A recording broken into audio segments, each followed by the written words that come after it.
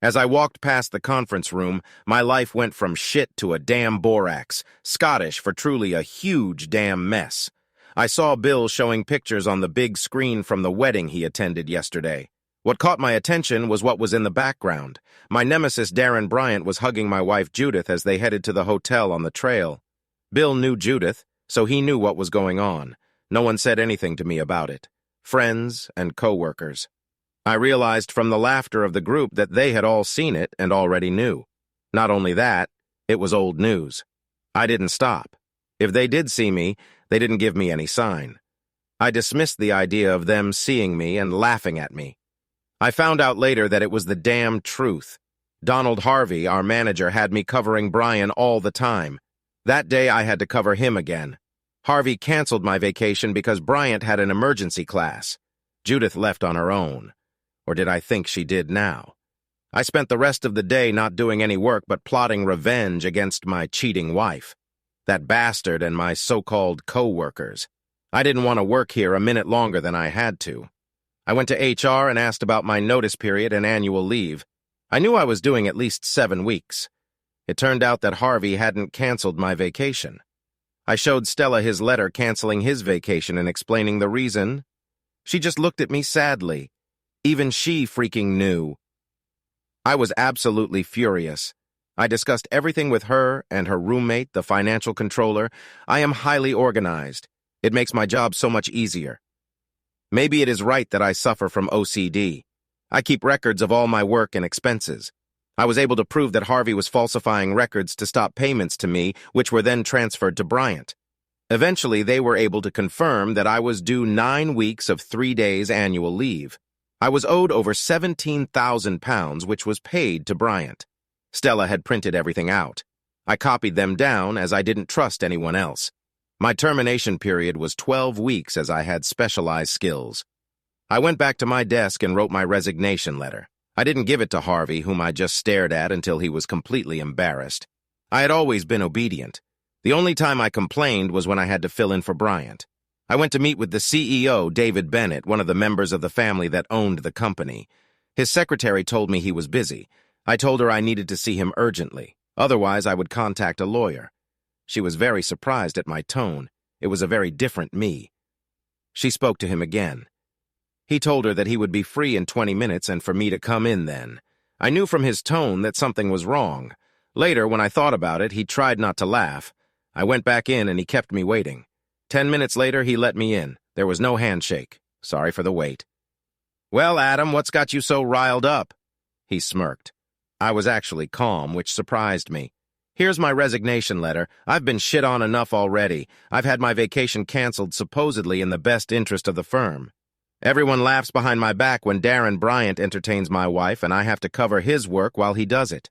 Harvey forges payroll, so Bryant gets paid for my work, so you owe me over £17,000. You'll see those invoices there. Given my annual leave, despite Harvey trying to give it to Bryant, I have just over 2 weeks to work. I'll work them off, but I'm not going to cover Bryant. He could get in trouble. He could get in a very serious accident." Bennett was not only silent, he was gloating. I could tell by the look on his face that he was thrilled with how I felt. "You didn't know Bryant was entertaining your wife, did you?" "Dude, you're damn blind. He brags about it every damn time. I'll handle your money now, get out of here." Well, I knew where I stood. I'd have 2 weeks to get back at all these cuts, especially Bryant. I walked out of that office and his secretary almost shit herself. If I was angry before, it was obvious from the look on my face that I was looking for trouble. I walked back to my desk. I could see the others watching me, but no one approached me. They had never seen me angry before. I finished my work on time. Harvey made me use my personal phone for work to save the firm money since my phone could have 2 SIM cards. I took one out and left it on my desk. I didn't give them a second more than they needed. As I left, I saw some people looking at me like I was a stranger. Bill inquired, "For once you're leaving on time, Adam, what's wrong?" "I have an appointment." I replied roughly and continued walking. It was late evening on Thursday. Even the banks were open.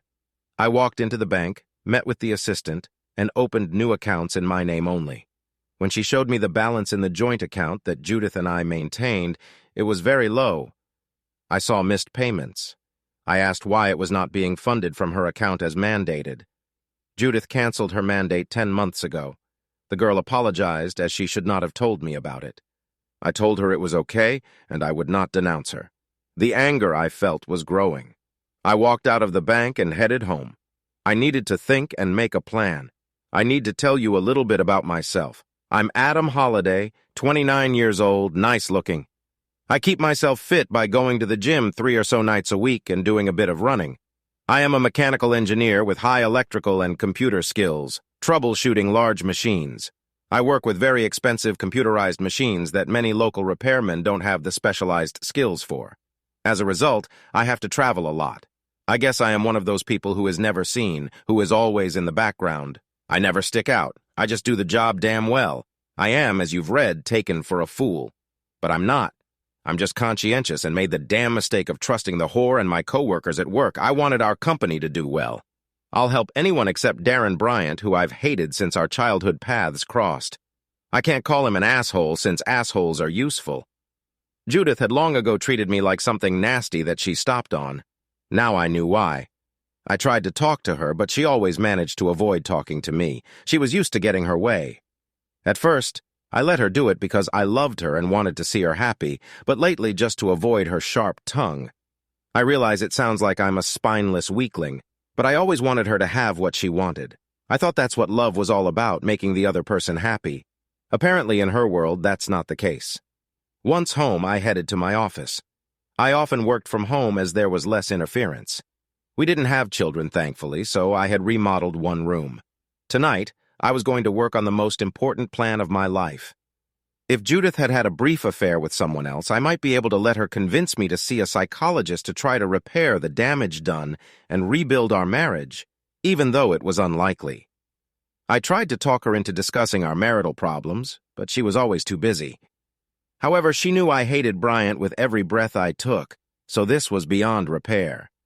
It was a deliberate act designed to hurt me like hell. The fact that it was him hurt more than the fact that she was having fun with someone else, and that was painful enough. After the revelation at the bank, I checked all the bank statements for 2 years. I copied the relevant transactions into an Excel file. I reviewed the credit card bill and did the same.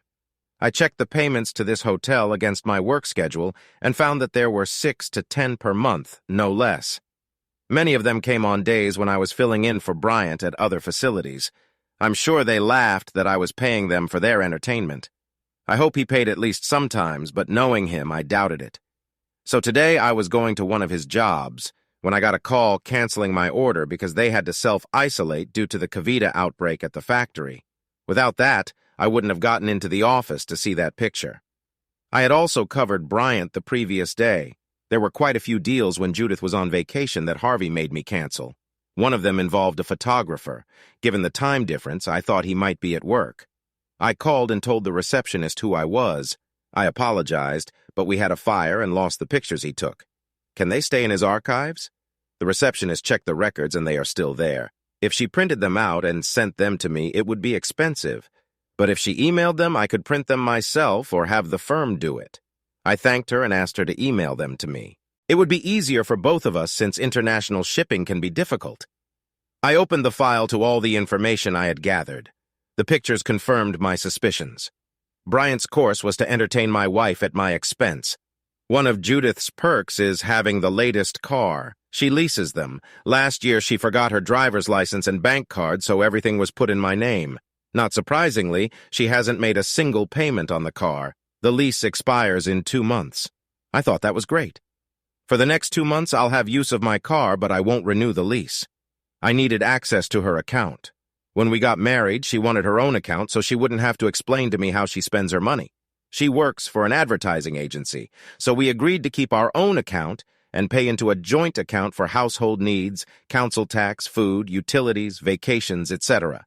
I changed all passwords for computer, phone, and safe access.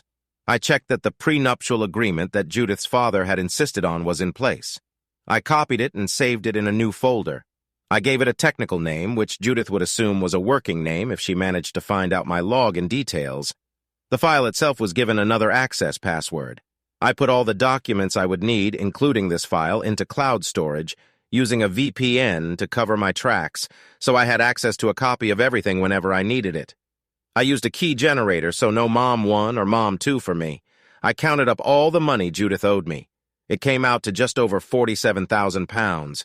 She, or rather I, had been paying for this hotel room for 14 months. The vacation alone cost £11,000. We had a joint savings account with £105,000 in it. They were to go towards extending this house. My idea, because it has big rooms in a large plot. Plenty of room for our kids to play when she feels she can have them. We talked about kids before we were married, but she changed her mind soon after and became more career-oriented. If I didn't like it, well, fine. Why did I put up with her crap for so long, I asked myself. She wanted to buy a rabbit hole in a posh neighborhood. I refused, which annoyed the hell out of her. It was probably one of the few times I stubbed my toe, so the house fund went unused. She didn't replenish it for a year either. I added £6,000. Now, looking at her wishes, you can tell that if we moved, her name would be put on the property. My house would pay for most of the costs. She could claim a share in this new house when we divorced, a lucky escape. I transferred £105,000 into my new account.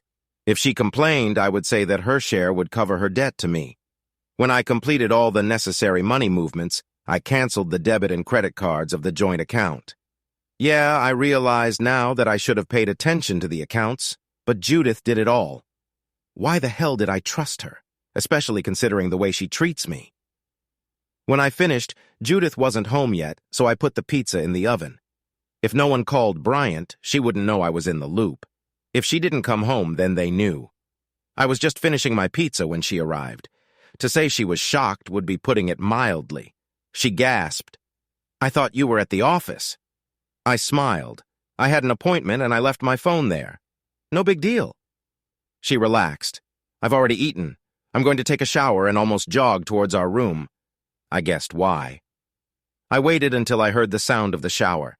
As she entered the room, she dropped her purse on the table as usual. I opened it and pulled out my wallet and cell phone. I logged into the computer under her account. I used her bank card to work with the card reader to access her accounts. She had the ones I knew about as well as 2 accounts that each held over £100,000. I copied all these accounts into my file. I downloaded the contents of her email. I opened her phone. She used the same PIN code on all her devices and sent copies of messages and calls to my file in the same way. I replaced everything in her purse and was sitting down with a cup of tea when she came downstairs. She was dressed rather drab compared to her work clothes. I decided to give her a pep talk.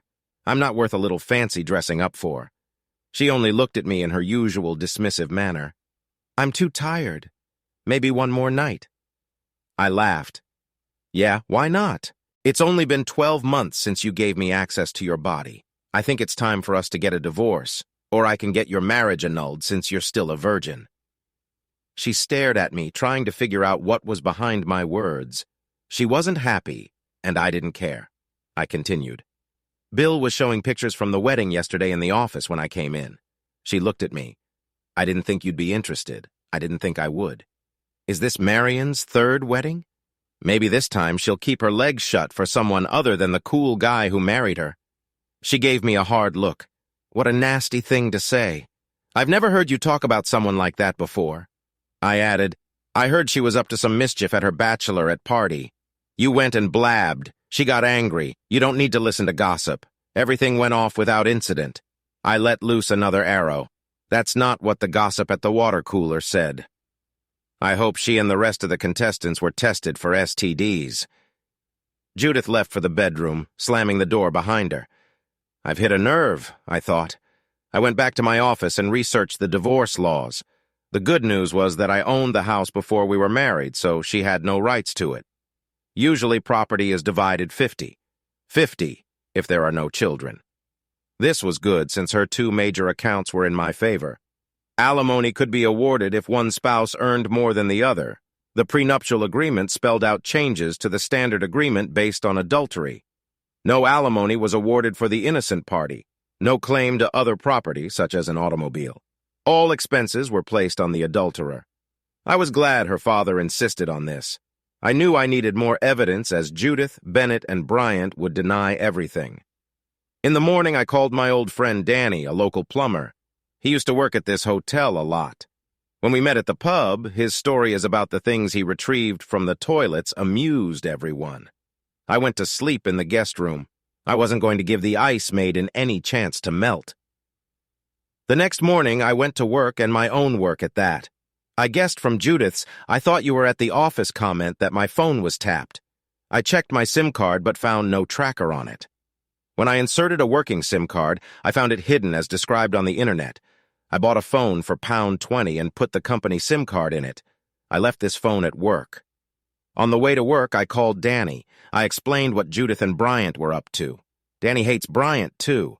Bryant was the school bully until I beat the crap out of him. Next time, he'd be reassigned to the other gender. Danny was going to the hotel that day, so he'd have news for me later. He had an idea for evidence. I was back in the office by 4 o'clock in the afternoon. Work was going smoothly for a change. I went to the finance department and gave them my new account details. I left strict instructions not to share these details with anyone. My tone surprised the girls. I left at 5 in the evening. Danny called and suggested we have a pint of beer later, and I agreed to meet at 8 in our neighborhood. Judith wasn't home, so I made myself some dinner and settled down in front of the TV. She arrived around 7:30 and was surprised to see me again. I told her, "I'm off. I have a hot date with a nymphomaniac. Maybe I'll see you Monday." She just looked at me. She smiled. "So she's in for a disappointment then?" I laughed. "Maybe she'll be interested in me and not just herself." I walked away before I wet myself. She was angry. Bullseye. I was really starting to realize that my life was about to change for the better. Danny brought pints, and we sat down in the corner away from the others.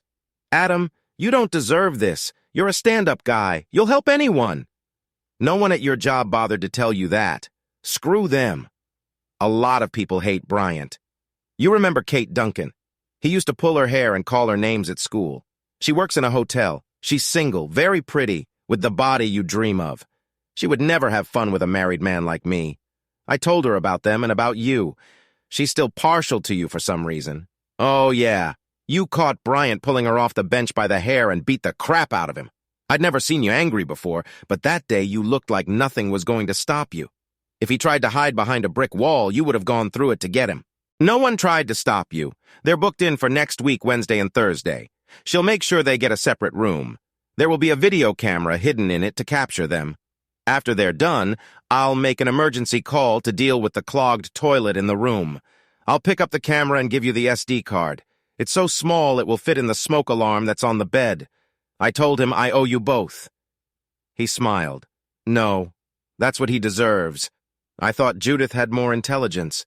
We had a couple more beers each, and I headed home. In the morning, she suggested we go to the car dealership and look for a new car since the lease was coming to an end. You don't mean my new car? It's registered in my name, and you haven't paid a dime for it.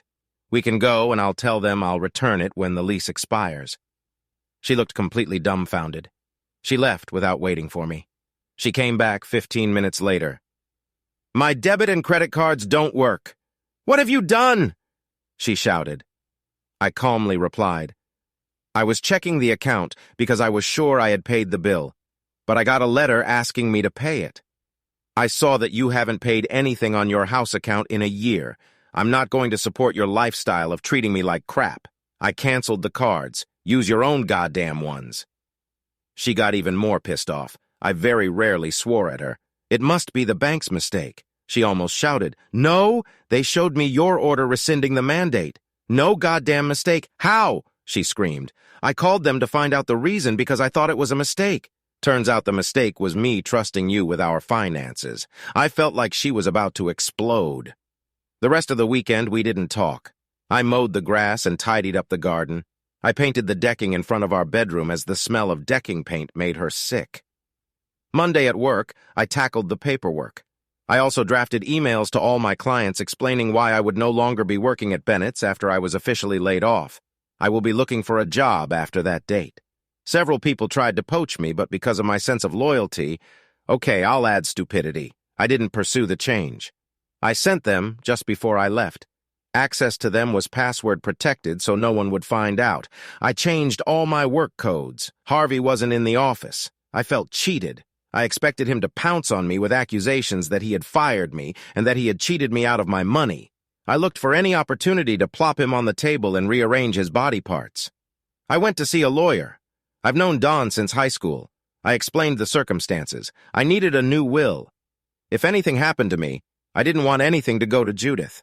Don quickly drafted a will detailing the reasons I was changing it so that any time I tried to revoke it in court, they would have a reason in front of them. The house I was going to leave to my nephew and niece, my sister's children. This would really annoy Judith, as my sister hates her to the core. They have a small house, so this would allow them to move into it, but the title would remain with the children. I don't like her husband. Judith was legally entitled to a percentage of the cash before the divorce, but Dawn showed me how to reduce the amount classified as cash. When we were done with the details, she had her secretary type it all up. If I came in later in the afternoon, I could sign it and it would be witnessed and notarized. I did so, and the document was duly signed. Dawn started talking about the divorce. I told her everything I thought, and she said she would help me at friendly rates. She hated Bryant, too. I don't think anyone at school had a kind word to say about him. I admit I would have gone to his funeral, but only to help load him into the crematorium furnace. If he had been buried, I would have danced on his grave and peed on it. I talked about everything that had happened at Venice, the holiday, and the hotel. I was hoping to have the videotape this week, and when I did, I was going to kick that whore out. I told her about the contents of Judith's cell phone. The messages between her and Bryant talked about the fun they were planning and how I was a cuckold and a loser. Judith was as bad as he was at humiliating me. The emails revealed that Harvey, Bennett, and Bryant made up the story so Bryant could go on vacation with Judith at my goddamn expense. They all had a damn good laugh about it.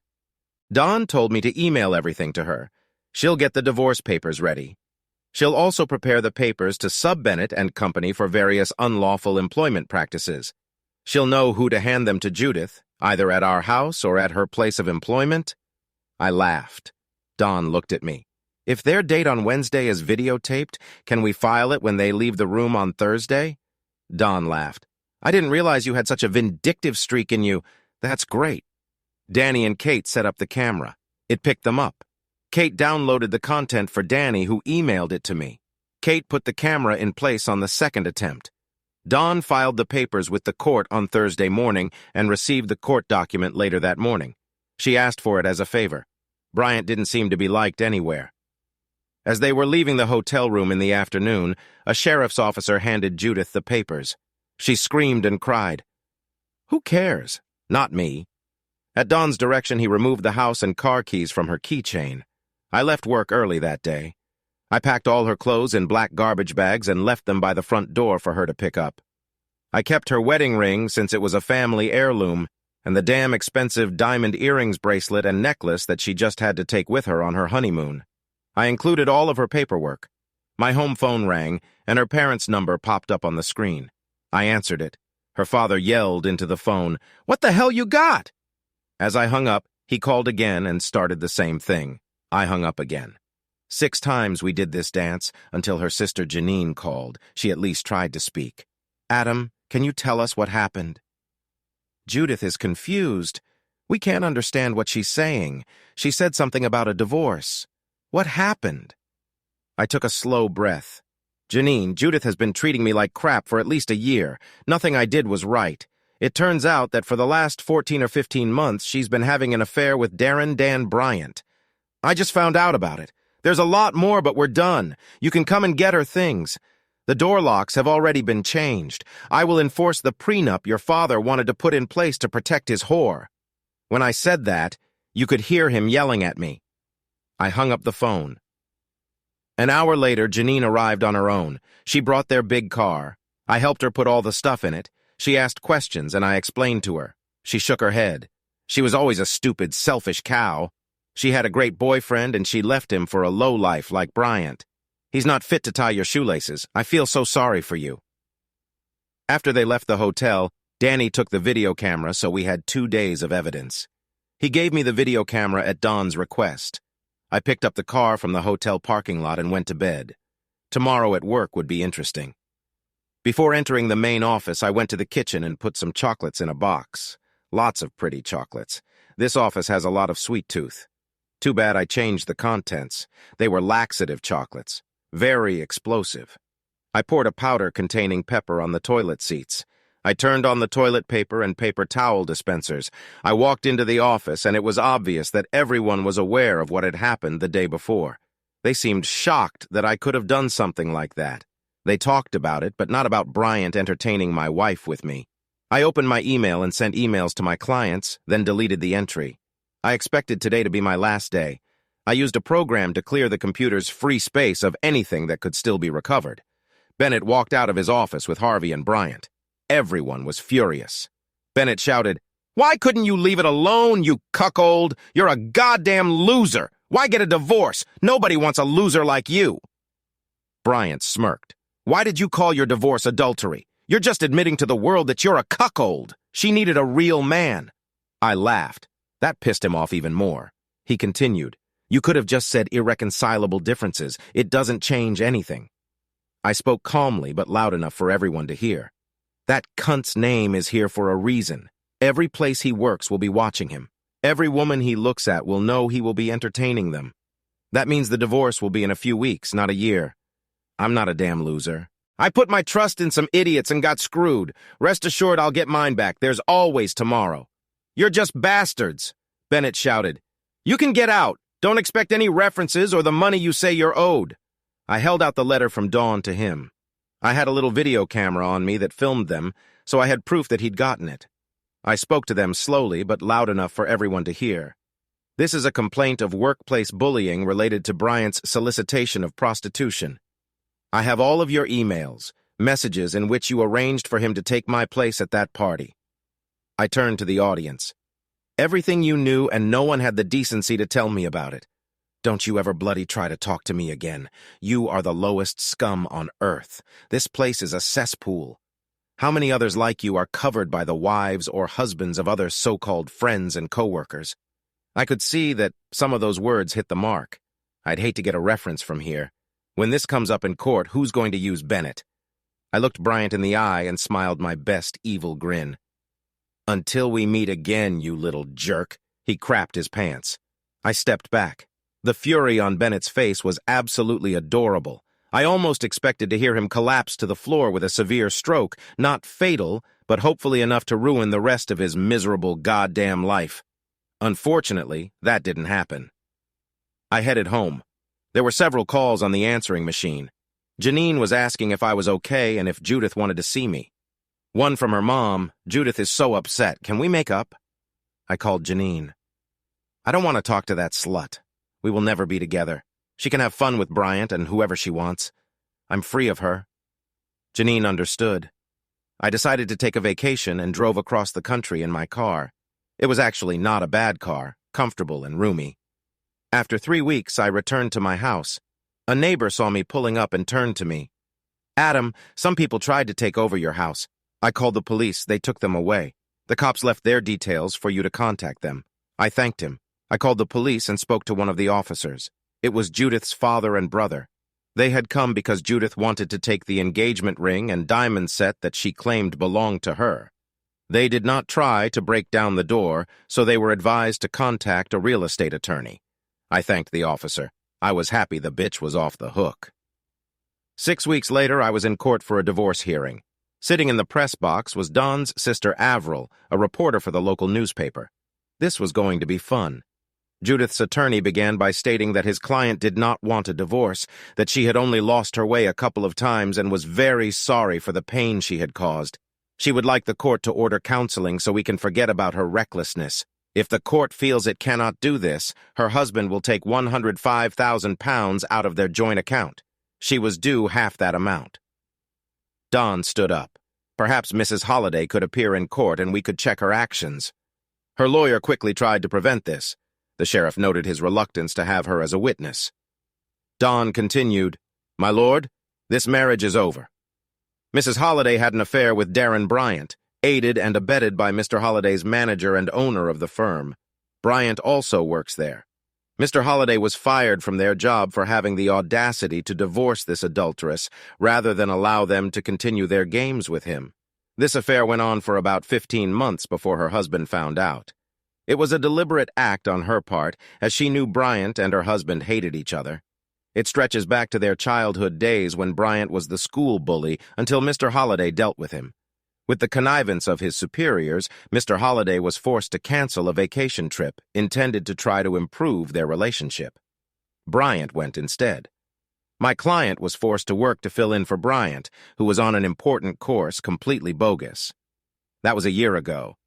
The fact that she took Bryant on leave rather than her husband shows Mrs. Holliday's utter contempt for her husband. Since then, my client has had no intimate relations with his wife, for which he is now very grateful. Her attorney raises the issue of the division of marital property. At her request, both maintained personal accounts, but had a joint account for household expenses. Bank mandates paid so much monthly from each personal account until Mrs. Holliday took the liberty of canceling hers 10 months before their separation. This did not prevent Mrs. Holliday from spending money on her adultery, but she used only the joint account, which by this time held only Mr. Holliday's funds.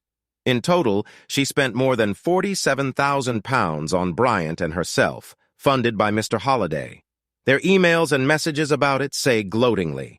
The invoices for their hotel room and the bill used are contained in documents, which I will shortly provide to the court. This was not once or twice, as she wants us to believe, but over a period of 15 months, meeting at least 6 to 10 times a month, if not more. Mr. Holliday's neighbors claimed that a man remarkably similar to Bryant was often at their home when Mr. Holliday was away for a few days because of his work. 1 or 2 occasions may be remedied by labor and goodwill on both sides, but such a perfunctory breach of the sanctity of marriage means there is no hope of reconciliation. The £105,000 bill was for house extensions or moving house. Mrs. Holliday has not contributed a penny to it in the last year, while Mr. Holliday has continued to pay £6,000. Mrs. Holliday did not pay the rental value of the car she drove. She specifically put it in Mr. Holliday's name so that he would pay for it. Her texts and emails show that this is exactly what she did. Any money Mrs. Holliday feels she is entitled to is more than offset by the amount she owes Mr. Holliday for the theft from the joint account. Judith's attorney stood up and stated that it was not theft. Don said it was a matter of interpretation. Judith, her father, and the lawyer were not amused. I only smiled complacently. Don continued. Prior to the marriage, both parties entered into a prenuptial agreement. Judith's solicitor interrupted her. We challenged the relevance of that document. In our opinion, this document misapplies the law. Don continued. It was drafted by a learned friend of mine looking at Solicitor Judith. It allows for the division of marital property, but does not allow for alimony to be paid to the injured partner. Mr. Holliday owned the house before the marriage. There was no mortgage because it was bequeathed to him after his parents died in a car accident. Mr. Holliday's accounts at the time of the separation are reflected in this document. Excluding the £105,000 already mentioned, his assets amounted to £34,900. Automobiles are excluded from all assets.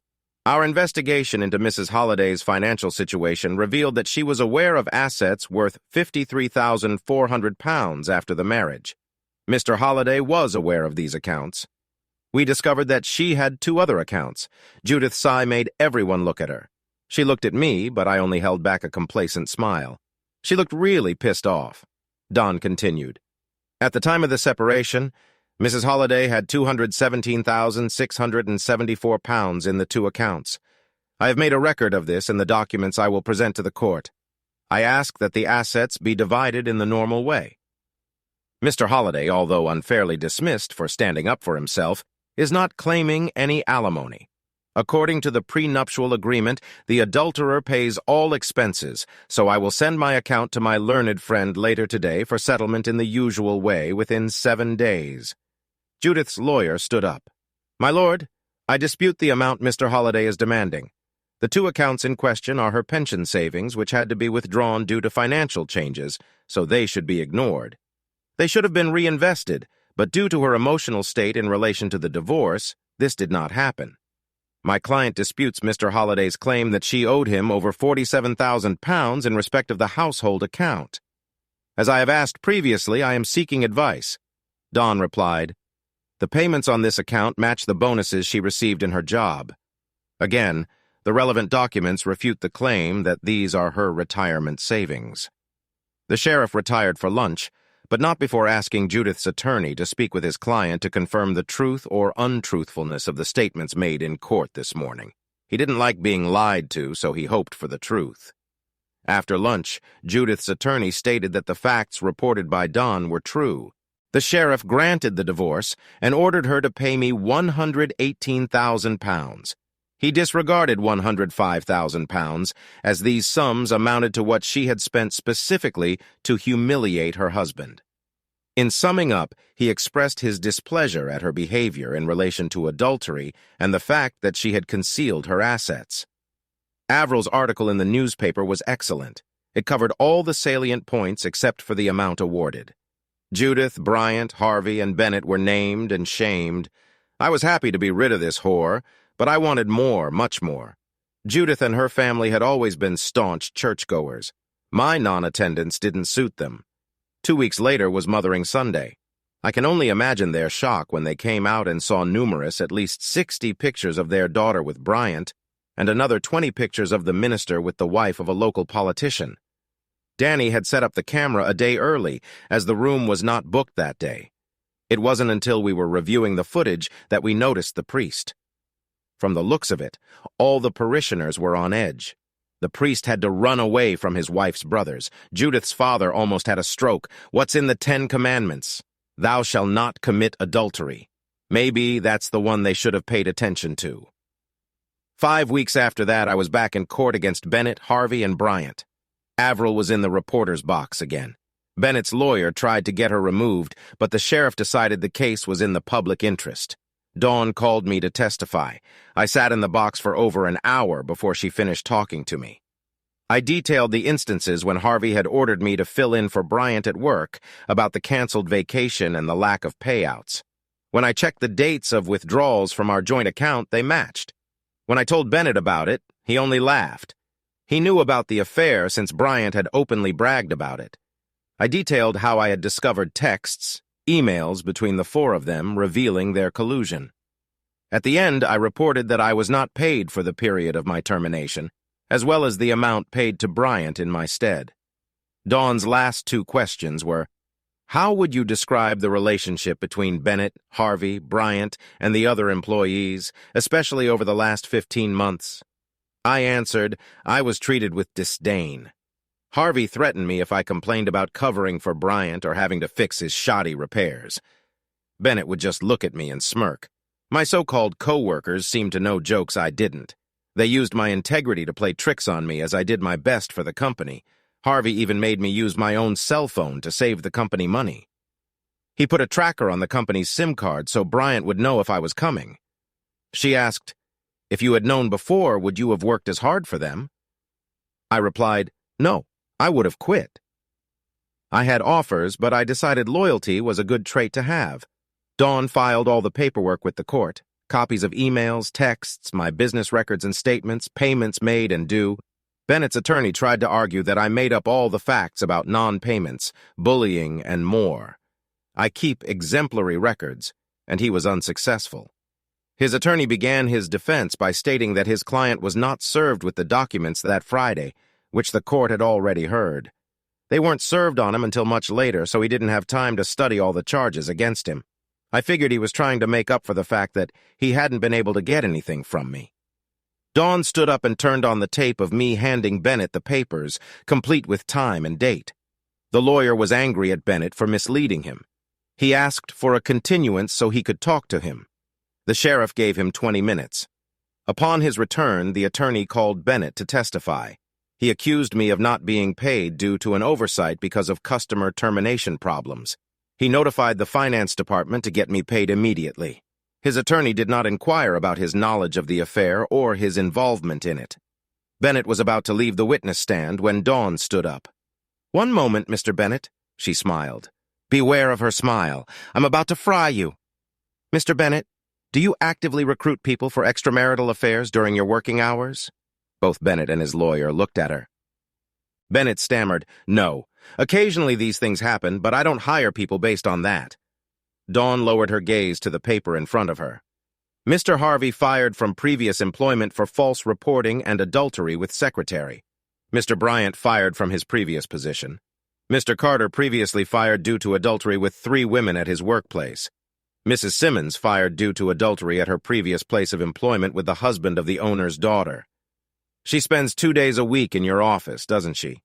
Harvey, Bryant, Carter, and you share her sometimes. You talk about the wives of other employees you've entertained. You share your sexist jokes about horny husbands like Mr. Holliday, who were decent men and foolishly confided in you. Bennett's supportive wife came out. Tell me why you think hiring people is not pimping, not soliciting prostitution. After all, that's exactly what you're doing. Bennett blushed and couldn't answer. Bennett's attorney tried to prevent him from answering, but the sheriff decided that the question was legitimate because there was a complaint against him. Bennett was unable to answer. The emails you sent to Mrs. Holliday about how to supervise her husband, were they the actions of a caring employer? Did they comply with health and safety regulations relating to the care of the physical and mental health of your employees? When you found out about his wife's affair with your work partner, you did nothing to inform him. Is this the act of a caring employer or a predator who is so keen to hurt someone because they are so much better than you? The only thing that made sense was not wanting him to leave because you needed his skills. But even then, you bullied him with Harvey's help. Sent him away so Bryant could entertain his wife, a caring employer. When he found out about it, instead of helping him, you ridiculed him and then unfairly fired him. Without him, we see what your company has become. All of these actions constitute bullying and harassment in the workplace. That's what you are, a bully and a predator, Don continued. Who came up with the idea that Bryant should entertain Mrs. Holliday in order to screw Mr. Holliday? Bennett lowered his eyes. The sheriff told him to answer. Bryant, he hated Holliday. He knew the man was a better engineer, but that wasn't all. Why did you agree to this? I thought Holliday was a loser. He could be lost in a crowd. It was fun to watch that deluded bastard know nothing. It was no longer interesting to listen to Bryant talk about Judith and what bad she was. We planned for him to find out. We thought he'd capitulate. We could have wiped his nose for months, cuckolded, but he fought back. He cheated us out of everything we had. All the clients who used him left us. Bryant is so afraid to go outside. Harvey shits himself of his name as mentioned. I looked up when he said they developed it. No wonder Bill kept quiet. He was in on it. They saw me and laughed at me after all. Screw them, Don continued. Whose idea was it to ask Mr. Holliday to pay for all the room orders? Harvey, he disliked Mr. Holliday as he always showed him up as a bad manager. A Holliday? Bryant and Harvey. I laughed so hard I agreed, Don said quietly. Stealing Mr. Holliday's salary? Bennett hissed. His lawyer stood up, disputing the phrase. The sheriff allowed it since that was what they were doing in this context. Bennett said Harvey and Bryant, I went for it. We knew from Judith that he never checked the account, so he'll never know. Why did you fire him for no reason? Bennett was furious. No reason. That bastard let everyone know what we did. He made fools of us. He stood there with an evil smirk on his face and watched Bryant almost throw up. He crapped his pants. The look in his eyes said he hated us. I didn't realize he was so angry. If I had known, I never would have gotten involved. If I had left him there, one of us, or perhaps all of us, would have been looking over his shoulder, waiting to see what he would do. He put laxative chocolates in the kitchen. People had to stand in line to use the restroom. A lot of people had accidents.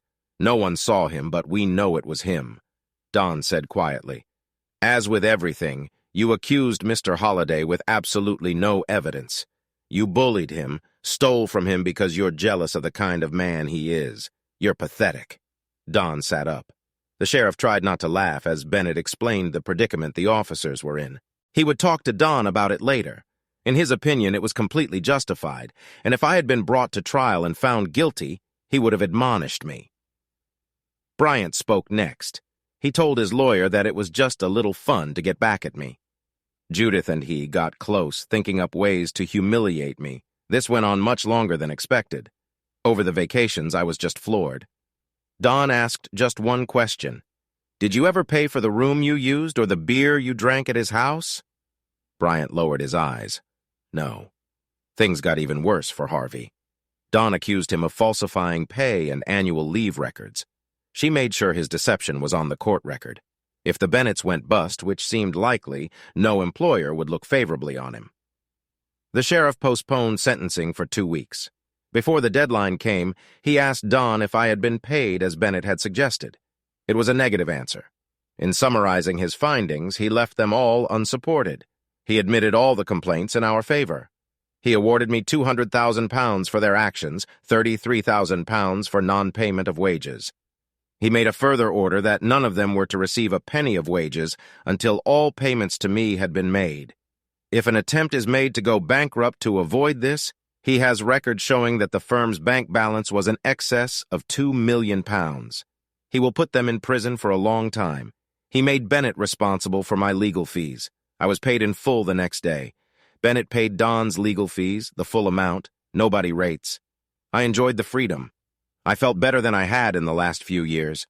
I did some counseling and repair work that convinced me that instead of working for someone else who was screwing me over, I should work for myself. The biggest expense was specialized diagnostic equipment, costing upwards of £20,000 to £30,000. Bennett decided to liquidate the company before he lost everything, as he had few customers left. On the day of the sale, Danny went there to try and buy the equipment on my behalf. I knew they wouldn't let me in. I set a budget of $30,000. The catalog had the first 4 items I really wanted, but I expected each of them to cost $10,000 and up. I was very surprised when Danny called and said I had all 4 for $17,000. I told him to try to get as many of the items I had marked down as possible. Later, he called back. He had spent $30,000, but there were 2 items left on my list that I had put a limit of $3,000 on. If I wanted them, he would loan me the money for them. I told him I didn't need the loan, but I wanted to get them if possible. With them, I started a company called Halliday Mechanical Services. I leased the van because the cost was about the same as when I bought it, but I didn't expect to get a good price in the future. I contacted my previous customers and was soon very busy. I received calls from several of Bennett's former co-workers who were hoping I would hire them. Not a chance in hell. One afternoon, I found myself driving home not far from the hotel Judith and Bryant were using. I bought Danny a few beers but did nothing for Kate. I called and was delighted to find her working at reception. She smiled at me. "What can I do for you, sir?" She was great. She was a beautiful girl, but now she was fully a woman. Danny wasn't lying when he said she had the kind of body one could only dream of. I liked her smile right away. "Kate, I'd like to take you out to dinner to thank you for what you've done for me with Danny. If there's anything else you'd like to do, I'd be happy to do it. I owe you a lot." She smiled again. "You can take me to dinner tomorrow at 7. I finished at 6, but I'll shower here and try to look presentable for you." It was my turn to smile. "You are much more than presentable. You are beautiful even in your corporate clothes. I'll be here on time. Thank you for not brushing me off." We exchanged smiles, and I left feeling like I had won the lottery. I was glad my job the next day was close to home and went smoothly. I finished early and came home, showered and shaved, then started thinking about what to wear. I wanted to make an impression, but I wasn't sure what exactly. I felt worse than a 15-year-old on a first date. I realized that my closet needed an update. I was in place at 6.45. I was very nervous. She showed up a few minutes later. She was stunning. She was laughing at me. I realized my jaw had dropped. "I'm sorry, but you look absolutely gorgeous."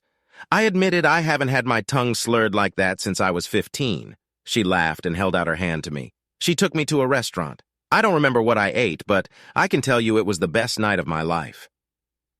After eating, we went to the lounge for a drink. I was glad I took a cab. Even if I hadn't been drinking, I don't think I would have been able to drive. She is very intelligent, and we talked about many topics. She never criticized my views, but made me explain when they differed from hers. We gently discussed our differences and learned so much more because of it.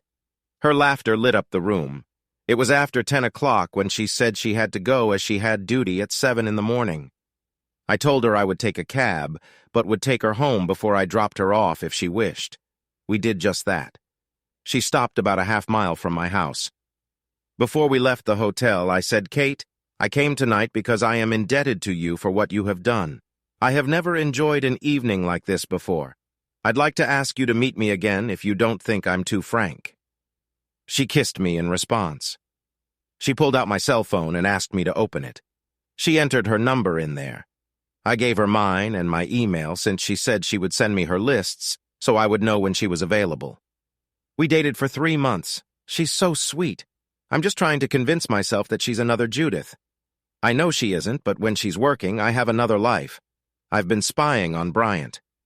Gradually, it's getting easier for him to go outside. He stopped when Harvey got a good beating. I was suspected, but I had an alibi since I worked at a factory 100 miles away and had a few other people with me. Bennett was a lot easier. He likes to have a good drink at the golf club, so he was caught 3 Fridays in a row over the legal limit.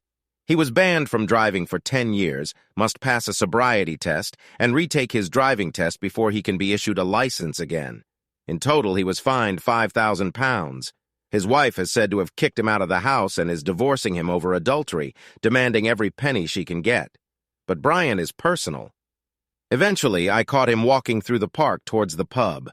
I beat the shit out of him again. At the next afternoon, I was at home with Kate when the police called about the attack on Bryant. I had to tell them I didn't have an alibi. I didn't want to drag a friend into something that could lead to jail time. Everything I was wearing, clothes, mask, underwear, gloves, etc., was burned and completely destroyed before I got home. I didn't say a word to him. Kate laughed as she told the officers. I wouldn't have had the strength since we'd spent all day in bed. The policeman drove off. I looked at Kate. She was smiling. I took her hand and pulled her to me, and so we got down to it. Next chapter. At work, everything that could go wrong went wrong. Every time I fixed one part, another part failed. It was an older model, and I had already told them it needed to be replaced about 2 years ago. A new machine had been ordered, but it was due in 6 months, so I had to repair it. 2 days turned into 4. Kate and I talked on the phone. I loved hearing her voice and listening to her talk about her day. She laughed when I told her about things that were going wrong. The time alone made me look forward to the future. After Judith, I never looked for another partner as I didn't feel I could trust again. Kate said she waited until I was ready. I thought about my life without her, and it would be disgusting. If anything, it would be worse than what I had with Judith. If anyone existed for me, it would be Kate. I knew I loved her more than I'd ever loved anyone before. I needed to talk to her about it, and what I needed. That day when I got home, she worked until 11 p.m., so I didn't see her. I was busy putting together an invoice for the job when the doorbell rang. I was surprised to see her there. She looked worried. I invited her to come in. I wanted to kiss her, but she pulled me away. Now I was concerned. She spoke softly, almost sadly. Adam, while you were away, Judith was at the hotel with her firm making a presentation. Afterward, she spoke to me. She knows we've been seeing each other. She asked me to ask you to talk to her. You have not spoken once since the documents were served. She will meet you wherever you wish. She said she has no intention of hurting us. She wants to explain everything to your face. I'm worried that you still have feelings for her. You never mentioned her. She's more experienced than me, so your life would be better than what we did. I don't want to lose you, but it's better to lose you now than later. She was almost sobbing when she finished. Kate, while I was gone, I thought about you a lot. I love you in ways I never thought possible. I've never loved anyone the way I love you. I kept you at a distance because I was very much afraid of being betrayed again, though every conscious thought in my brain said it would never do so. I never mentioned Judith because I feel nothing but contempt for her and for myself for letting her treat me the way she did. Judith is right. It's probably time to talk. She knows I will never forgive or forget what she did. She doesn't have any feelings for me, and I don't have any for her. You said you waited until I was ready. You were willing to wait because to you I was worth it, especially if I was with you at the end. I kept telling myself over and over to let love in, but I was so scared. You took that away. I want you in my life. Kate threw herself into my arms and kissed me. She said, I have a check in case it rains. Don't forget. A week later, I was talking to Judith at the small bar that nestled between us. She looked like she had lost a little weight and confidence. We ordered coffee. She started, Adam, thank you for agreeing to meet me. I can see that Kate is going good for you. You've never looked so happy in the last few years, if not your whole life. She's not like me, so take a chance. She's a beautiful woman. I want to apologize, even though I know that word sounds ridiculous coming from me, the nasty bitch. I've been thinking for a long time about why I ruined our marriage. At first, I wanted to blame you, but Janine wouldn't let me. She made me realize how much I hurt you. I found a counselor who helped me learn the truth about myself and why I did it. I still have a lot of work to do. I could go on for weeks telling you about this, but I'll be brief. I've always been an egotist, a narcissist. I like to think I was better than others. When I met you, I saw a caring, loving man who was completely unaware of the impact he had on others. Because of your character, you could get any woman you wanted. You are so conscientious about everything you do.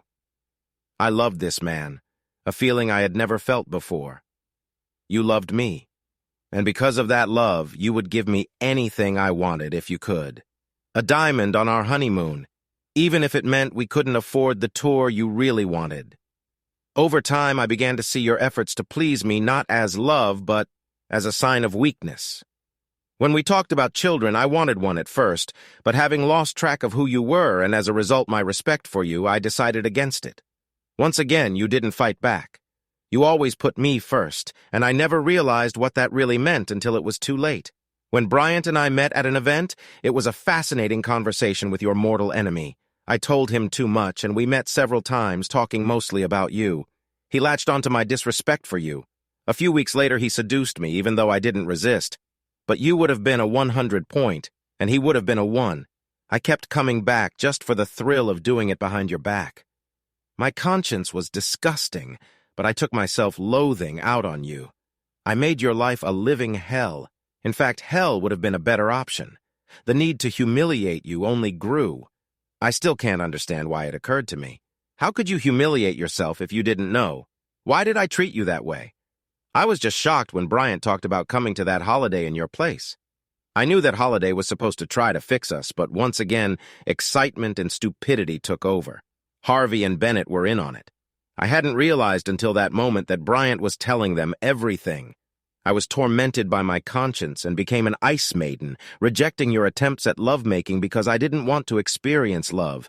I was so disgusted with myself. I knew you didn't deserve the way I treated you.